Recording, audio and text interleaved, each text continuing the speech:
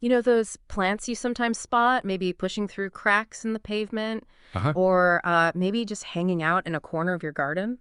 Yeah, the ones that look a bit like mini sort of segmented green trees. Exactly. You might just think, oh, it's just a weed. Well, today we're zeroing in on one of those horsetails, or, as one of our sources calls it, Egger Paterock. Which is fun to say. It is. And get ready, because this simple-looking plant, it has a seriously surprising story and some potential uses you might never have guessed. That's right. Forget your standard plant ID lesson. Yeah. What we've dug up in our sources about horsetail, it's a real journey through time. Technically. Plus some really fascinating practical applications, especially, for your garden, Yeah, maybe even broader. There's some real gems here. absolutely. We've been looking through an article simply titled Horsetail, and it's packed with these little windows into the plant's world. Mm-hmm. We've got thoughts from a couple of young observers, some insights from the world of biodynamic agriculture, which is always interesting. There's a different take there. Right, and a breakdown of what this plant is actually made of. So, our goal today, pull the most interesting bits together for you. Avoid getting lost in the weeds. Hmm.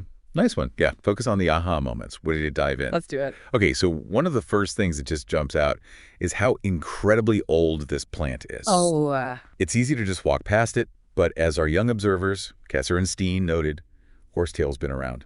Like, really been around. no kidding. Yeah. Steen specifically had this amazing image horsetail forming huge forests back in the Carboniferous period. Picture that. Right. Giant ferns, dragonflies the size of seagulls, and horsetail forests when dinosaurs were roaming. It really reframes it, doesn't it? It absolutely does. Suddenly, it's not just a weed, it's like a living fossil. Yeah. Millions and millions of years of history right there in your backyard, potentially. Incredible. Gives you a real connection to deep time. And then, okay, fast forward millions of years to today. How are people interacting with it now? That's where Kesser comes in.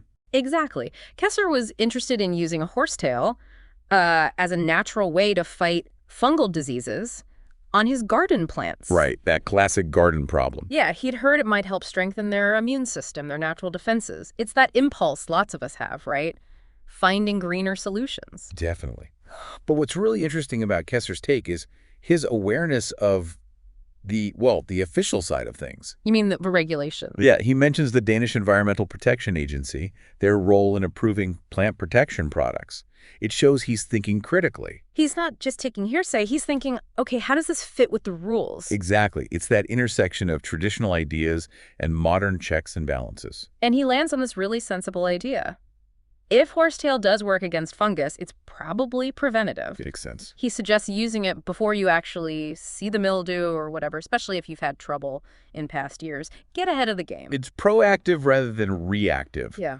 Bolstering the plant's own strength. And his general advice, just cultivate healthy, strong plants anyway. Spot on. A healthy plant is always going to be more resilient. Good point.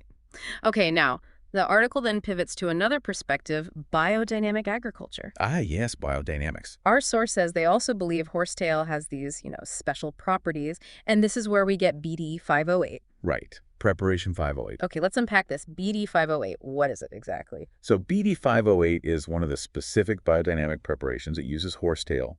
The source calls it a ferment or a tea. A tea. Okay. And what's pretty unique is how they use it. You can put it on the soil, spray it on the plants, or even apparently disperse it into the atmosphere around the plants. Into the air. Huh. And what's the thinking behind that? What's it supposed to do, according to biodynamics? Well, in their view, BD508 is mainly about regulating the watery element. The watery element. Yeah, it's not just physical water. Yeah. It connects to this idea that the moon's forces influence moisture, vitality. Sometimes things get out of whack, too strong or too weak. BD508 is meant to help harmonize that. So it's working on a more energetic level related to water and cosmic cycles. That's the idea. It's definitely a different way of looking at plant health compared to just soil chemistry. For sure. And the source compares it to another prep, BD501 Horn Silica. That one's seen as bringing light and warmth. Okay. BD508, the horsetail one, brings more silica than light. And they see that as helpful in really sunny places, oddly enough. Why that? To prevent sunburn on the plants. The idea is the silica strengthens the plant structure, makes it more resilient to intense light. Interesting. So it's about balancing these different influences. Now, Yeah. the article also mentions BD508 for fungal issues like powdery mildew. Yes, and importantly, they see it as potentially both preventative and curative, at least if the fungal pressure isn't too high. Ah, okay. So that partly lines up with Kesser's idea of prevention, but maybe goes a step further. Seems like it, yeah. Maybe some help in the early stages, too. Right. So for anyone listening who's curious, maybe wants to try making this Horsetail tea, BD508, how do you do it? Okay, the source gives two methods. You need horsetail and water, ideally rainwater or stream water, they suggest. Got it. If you're using dried horsetail, it's about 200 to 300 grams for 10 liters of water. If it's fresh, not dried, then more like 100 grams per liter of water, so more concentrated. Okay, fresh or dried? Then what? Heat. Exactly. You simmer it, covered, for anywhere from 20 minutes up to an hour. Simmer, covered, check. Then you let it sit for about 24 hours. That steeping time is key for getting the silica out. Right, let it infuse, and after 24 hours, is it ready? Almost. You need to dilute it first. The ratio is 1 part of your horsetail liquid to 10 parts water. 1 to 10, okay. And then you apply it as a foliar, spray it on the leaves and stems. They even mention adding like a single drop of dish soap. Oh, like a wetting agent? To help it stick? Probably, yeah. Helps it coat the leaves better. Huh. That's quite specific.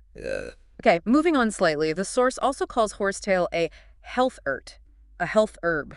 Yeah, it's suggesting uses beyond the garden. And makes sense when you see what's in it. What did the article list? Oh, quite a bit. Lots of minerals, silicon, obviously, but also potassium, calcium, manganese, magnesium, phosphorus. Then you've got phytosterols, fiber, vitamins A, E, and C. Wow. And tannins, alkaloids, saponins.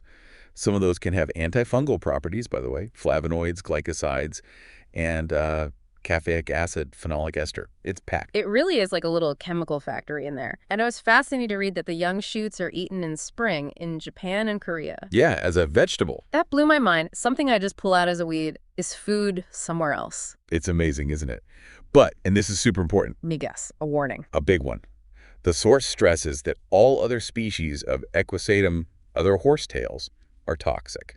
Okay, crucial point. Don't go munching on random horsetail. Definitely not. Identification has to be absolutely certain. And there's another warning, too. Apparently, it can produce nicotine if it's growing in polluted soil. Nicotine? Really? Wow. Okay, so foraging sounds risky, unless you're an expert in that specific region. Absolutely. Leave it to the pros. But it shows this plant's complex relationship with humans over time. For sure. Now, let's circle back to that silica. It keeps coming up. It's central, really.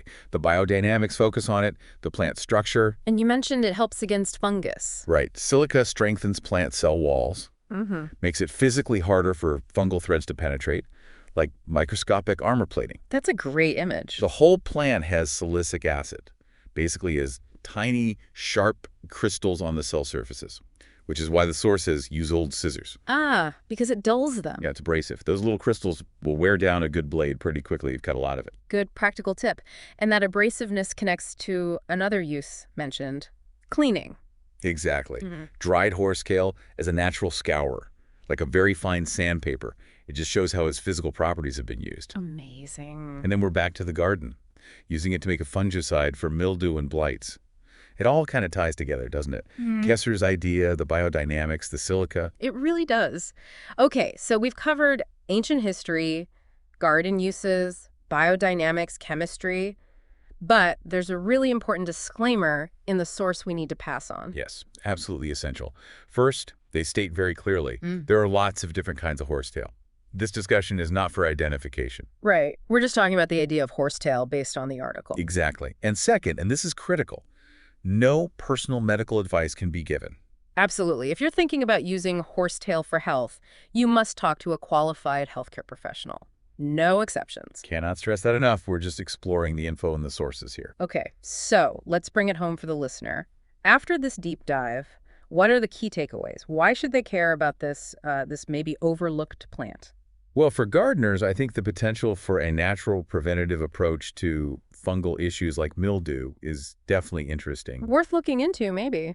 Yeah, the BD508 method gives a specific framework if people want to research that further. But honestly, even beyond the garden uses. Just the story itself. Just the story.